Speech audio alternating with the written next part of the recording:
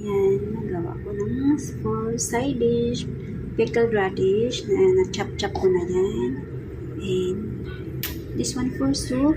And fried fish.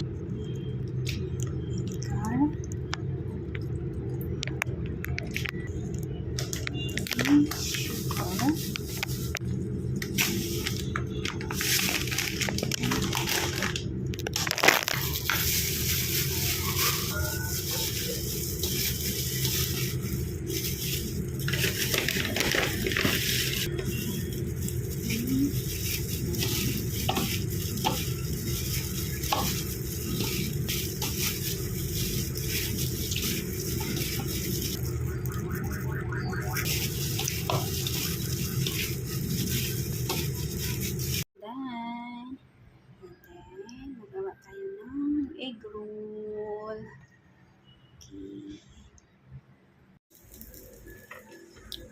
Egg roll.